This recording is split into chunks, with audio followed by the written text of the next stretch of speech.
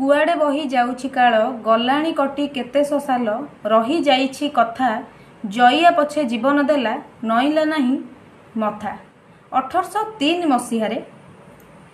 खोर्धा गजपति नाबालक द्वितीय मुकुंद देवଙ୍କ समय तांको सहयोग रे इंग्रेज माने मरहटा मानंकु पराजय करी ओडिशा को अख्तियार को नेइथिले एवं 1804 रे देइथिबा कथा न रखिबारु राजा जयराज गुरुଙ୍କ सहयोग रे युद्धर डाकरा देइथिले।